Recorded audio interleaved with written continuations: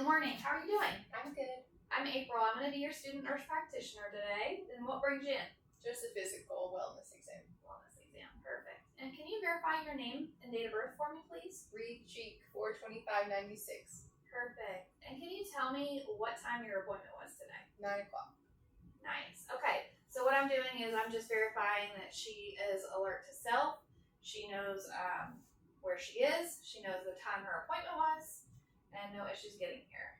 Okay. We've already checked Reed's vital signs. So her heart rate is 86, blood pressure 133/77, and oxygen sats of 98%. And we've already checked Reed's height and weight. She is healthy, young female. BMI is 22, so normal weight for her age. Are you having any kind of pain today at all? Okay. No? Okay. So what I'm going to do is I'm going to kind of come around. I'm going to look at the back of your head. I'm just assessing your skin too as I'm walking around talking to the patient. I'm looking at her skin. Is it the right skin tone for her ethnicity? Is there any rashes, any lesions, any masses? Inspect your hair here real quick. So I'm looking at texture. I'm looking at if there's any open areas, lesions, wounds, masses, anything like that, any kind of nits or lice, anything abnormal. And then I'm also going to go ahead and I'm going to palpate your scalp here, looking for any kind of eczema or scaliness. I'm also feeling for any abnormalities in the occipital region as well. And then you're just visually looking at it as well. And come around the front. And then you're looking at the face for any asymmetry, any facial drooping, anything like that. We're looking at the eyes, the nose, the mouth, same thing. Any asymmetry, lesions, anything concerning, okay? And then what I'll go ahead and do is palpate, if you don't mind, I'm just going to touch your face. I'm palpating your sinuses here, so the frontal, maxillary. I'm also feeling your pulse here, your temporal pulse. Perfect. And then I'm going to go ahead and feel for lymph nodes here, underneath, here, and then clavicular, top, supraclavicular, underneath. Okay, and then what I would have you do is I'm going to have you close your eyes, and I'm going to have you tell me if you can feel me touching you here. Yes. Yes. Yes. Yes. Yes. Perfect. Okay, and then I'm going to go ahead and inspect your eyes. I'm looking at your eyebrows, the hair in your eyebrows. I'm looking at if there's any drainage, crust, any edema.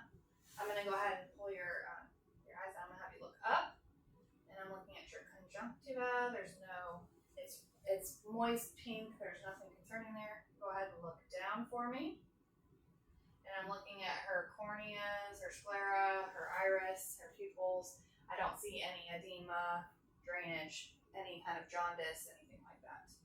Okay, and then I'm looking at her nose, and what we would do is have her do something where she would check each side of the nose to see if there was any issues. So I'm going to have you close one side of the nose and take a deep breath in. Same thing for the other side. And then I'm going to go ahead and grab my pen light, and we look in and have you look up. We look inside her nose for any kind of deviation, septal deviation, polyps, anything concerning like that. And what I'll do next is check cranial nerve 1, the olfactory, and I'm just going to have you close your eyes, and I'm going to have you take a smell and tell me what this is. Alcohol. Good job. Okay, and I'm going to go ahead and check cranial nerves 7 and 12. I'll go ahead and have you make some funny faces at me. So I'm going to have you smile, and then clench your teeth, and then I'll have you raise your eyebrows. Perfect. And puff out your cheeks for me. And then I'll go ahead and have you put your tongue to the cheek. Perfect. Same thing on the other side. And then after inspecting the nose, we would go ahead and look at the ears. So you'd be assessing the ears, palpating the ears back here for any tenderness, any pain. Perfect. And then looking at the ears. If you can hold your hair back for me real quick. They're symmetric. I don't see any abnormalities, any masses, anything of concern. And then what you go ahead and do, I'd get the otoscope, and I'm going to go ahead and check your ears. I'm going to be looking in your auditory canal and looking at the tympanic membrane and the ossicles. And you're going to be pulling upward.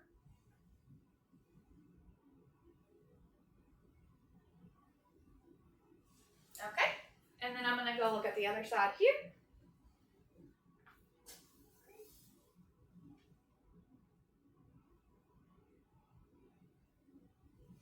Perfect, and the tympanic membrane is pearly gray, so I don't see any kind of ear infection at all. There was no redness, no irritation, no drainage. So your ears look good. Next, I'm going to perform the whisper test. So all I want you to do is just repeat what I say to you, okay, in one ear. Okay.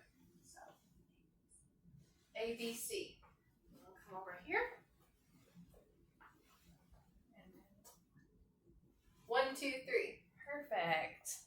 And then next I'm going to check your hearing. If I had a tuning fork, which I do not, I would be using this to assess your hearing. So what I would do is take the tuning fork and I would activate it, like just tap it on my arm here or on my knee. I would either place the tuning fork right here on your forehead or on the top of your head. And what I would do is wait and you tell me if you can hear it in one ear or the other, or if you hear it bilaterally. If you heard it bilaterally, then the test would be normal. The next test I would do would be, I hit the activated. I would place it right here behind on the mastoid bone behind the ear, and then you tell me when you don't hear it anymore. Once you don't hear it anymore, I will move it to the front of the ear, and then you tell me when you don't hear it anymore. So, normal Renee Weber test would be air conduction is greater than bone conduction. So, and then next we're going to go ahead and assess the mouth. So I'll go ahead and have you open your mouth for me if you can, and I'm just looking at just look at your tongue, and then open real wide for me and say ah. Perfect. And then can you stick your tongue out and go side to side? Perfect. And then lift your tongue up, like off your. Perfect. And then stick your tongue out and say ah for me. Okay. Perfect. And then you would look for tonsils, which she does not have any tonsils, so I would grade her tonsils as 0.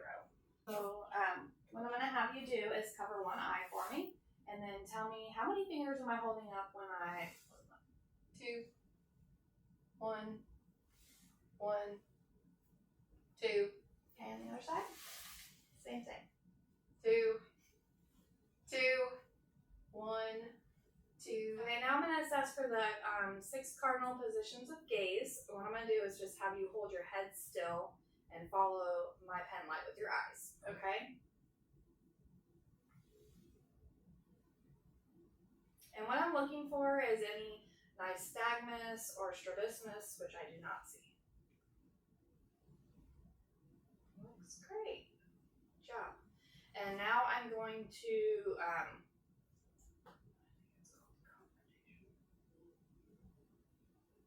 now I'm going to assess the confrontation. So just follow my pen light. And then adjust your eyes on something far away. Behind my shoulder here. And now look at the pen light. Perfect. Okay, it's supposed to see like your eyes kind of go inward when you're looking at the pen light, and then they go back when they're not. So everything is normal. That's good. So I'm gonna check your corneal reflex. So I'm just gonna shine this bright light in the kind of the middle of the bridge of the nose, just to see. I can see the shining light in both eyes equally. I'm gonna inspect the eyes. I'm gonna have you look up for me, and I'm just gonna kind of pull this down. And I'm looking at the conjunctiva. It's pink, moist. I'm gonna have you look down for me when I pull your eyes up. The sclera is white. I don't see any edema or any drainage, crusties, anything abnormal at all. Iris is good. Pupils are of equal size, and now I'm going to check pupil response. You just look straight. Not everywhere is right.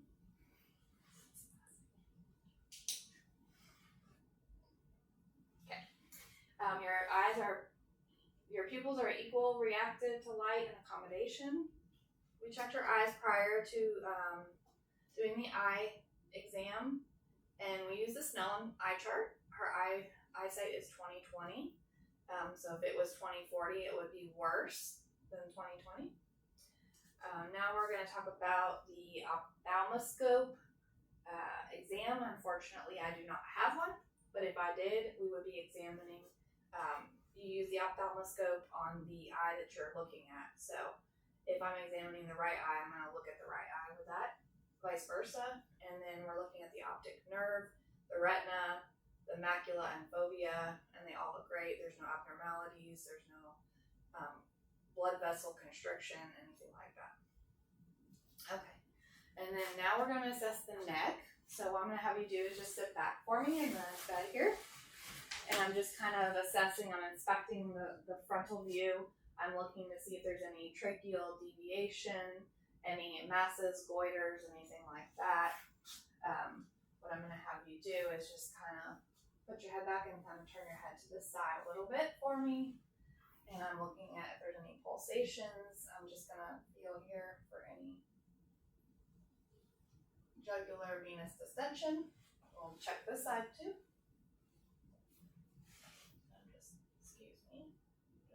Feeling everything looks good. Now I'm going to check your thyroid gland. I'm going to have you swallow when I'm feeling just kind of feeling down on your throat, okay? So I'm going to tell you. Go ahead. Perfect. And I don't feel any one side larger than the other. It's symmetrical. No goiter or anything like that, okay? Listen to your carotids, and we'll stay lower, away from the carotid sinus. I'm going to listen with the bell side of the stethoscope for any bruise, okay? So what I'm going to have you do is just kind of tilt your head back a little bit, and I'm going to have you hold your breath. And other side, same thing.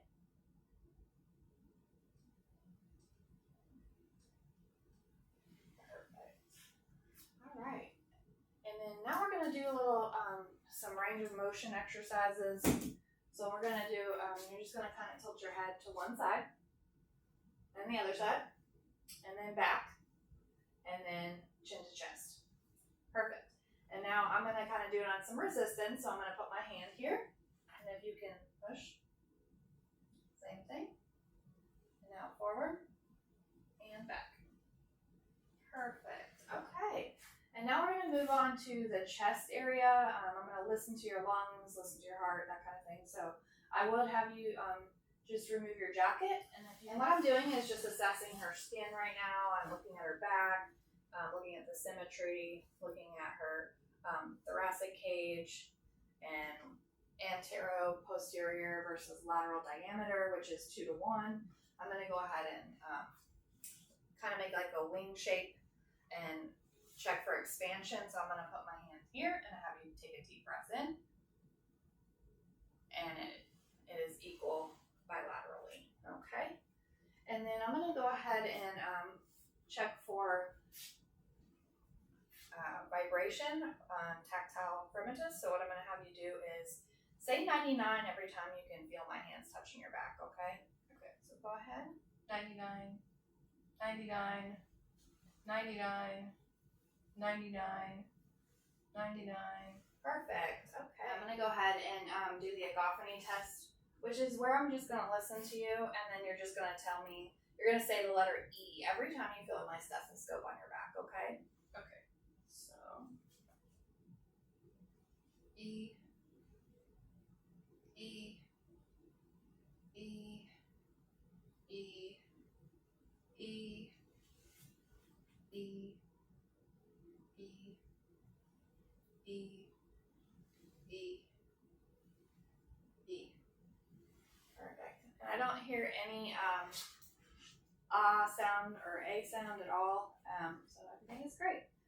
Okay, now I'm just gonna listen to your heart. Is that okay? Sure. Okay. So I'm gonna have you just kind of lay back a little bit, move your hair. Yep. And I'm gonna have you just kind of look to the left over there. I'm just assessing. I'm palpating, feeling your carotid. Okay, other side. Perfect. And I'm just looking, assessing for any kind of JVD, any pulsations, nothing like that. It looks great. Okay. So now what I'm going to do is I'm going to listen to your heart here. Okay.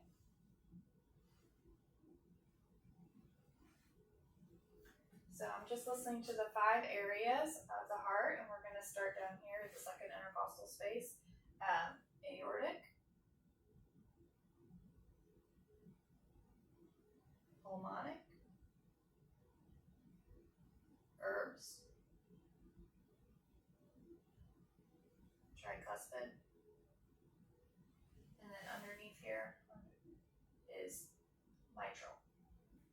And then now I'm going to palpate, just percuss, and just listen to your lungs here, okay? So same thing.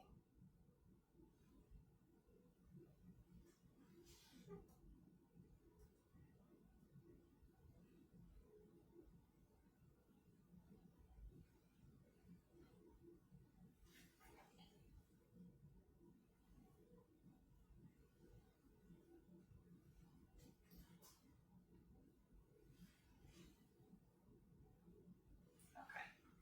Then same thing in the front, just the way we listened to your lungs, I'm going to palpate as well, or percuss as well. Just kind of.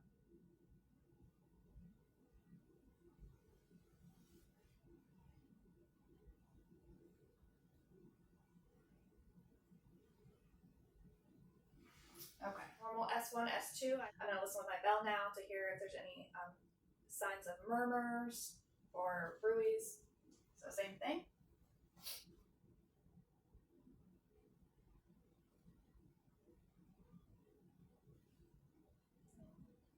Aortic, pulmonic, herbs, tricuspid, and mitral. Perfect. And then I'm also going to listen to the apex of the heart real quick. So that would be, I would palpate that, and it would be down 4th to 5th intercostal space at the mid-clavicular line. So I feel for that, and then you would check for any heaves, anything like that, and then you would listen at the apex for a full minute for rhythm, rate, anything like that. Okay, and then that's the apex is the PMI. And then same thing in the front, just the way we listened to your lungs, I'm gonna palpate as well, or percuss as well. Just kind of.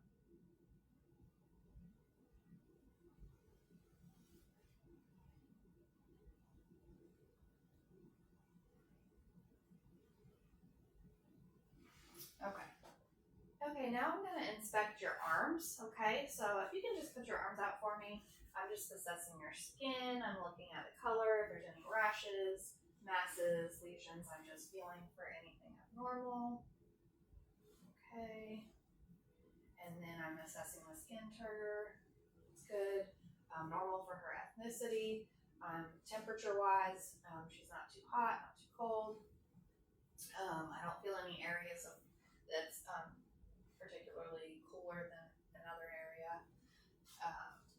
I'm going to go ahead and inspect your hands. I'm just looking for any kind of arthritis in the knuckles, any clubbing in the fingers, checking her capillary refill. I'm looking at her palms and her wrists, and I'm doing it on anything I'm doing, I'm checking it bilaterally on both sides. I'm going to go ahead and check your pulses over here for brachial, radial. Same thing on the other side. Perfect. And then I'm going to have you go ahead. I'm going to check for the 10L sign, which phalanx, which checks for carpal tunnel. So I'll just go ahead and have you lay your hand out for me, like kind of on the bed here. And what I'm going to do is from the index finger, I'm just going to kind of tap on this median nerve. And I'm going to go all the way up and tell me if you feel any kind of tingling, paresthesia, anything. Okay. And I would do the same thing for the other side. Now for the Phelan's test, I'm going to go ahead and have you put your hands together like this for a full minute. You'd have the patient do that. And then if there was any tingling, any numbness, anything like that, it would be positive for a positive Phelan's for carpal tunnel. Okay, and then now we're going to check your range of motion or your strength. So go ahead and kind of put your arms out to your side like this. And then I'm going to have you kind of push up on my hands. Perfect. And then push down. Perfect. Okay, and then arms out for me. And then flex, and I'm going to have you pull towards your head, and then push towards me. Perfect. And then the same thing with your wrists. Can you kind of like push your wrists down, and then pull? Perfect. And then put them up, and then same thing. Perfect. Okay. All right, now we're going to work on assessing the abdomen. So what I'm going to have you do is I'm going to have you lie back for me if you can. I'll go ahead and put this down. You okay? Yep. Okay, perfect. So what I'm going to do is this was a sheet. I'd be covering you up. You're probably breathing. Okay. And then I'm just going to lift your shirt a little bit, if that's okay. That's fine. Just looking at your belly here. Okay, so I'm assessing for any herniations, any abnormalities, asymmetry. Is there any masses, rashes, anything like that, enlargements, and then you're just looking for any pulsations also on the abdomen.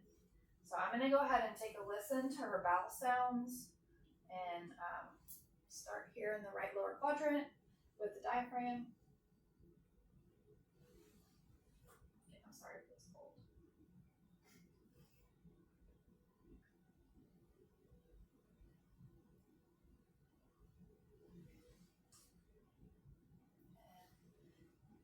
You're starving? Yes, I'm starving. And then what I do is flip it. I'm going to use the bell side to listen to the aorta. The umbilicus. And then I'm going to go ahead and listen to the renal arteries.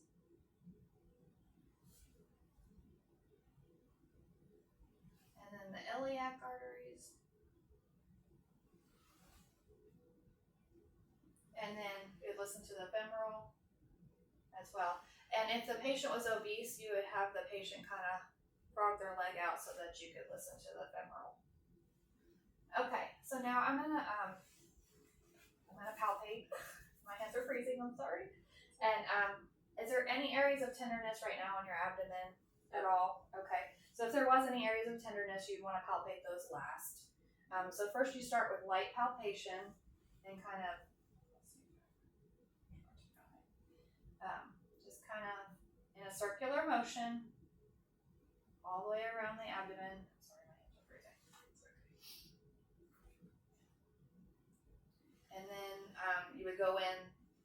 Now I'm going to do just a little bit firmer push, okay, to check for any masses, any hepatomegaly, splenomegaly, anything like that. Okay. And then if you were checking for liver enlargement, you could always kind of like feel under the rib cage here. And what we do is we're going to do something called Murphy sign, where I will have you I'm going to push in under your ribs, and I'm going to have you take a deep breath in, okay? So as I'm pushing, ready? And it seems like she's okay. She's not having any pain or any like guarding. Also, you would check the abdomen for any rebound tenderness. So you would push down and then let go quickly. And if she was having any kind of pain or anything like that, it could possibly indicate irritation in the peritoneum. Okay, and if you were assessing for appendicitis, There's several tests that you can do to check for that. One is the McBurney sign, so it would be from the umbilicus to the iliac, and it would be a third of the way. And you can push down there and then see if there's any pain or anything like that. For Rosving's sign, I'm going to take this just for a second. You would kind of just put your hand here and have her push up against your hand. And if she had any pain in the right lower quadrant, that could indicate irritation there. And then next, kind of keep you covered, but the psoas sign, you would lay away from me on your side.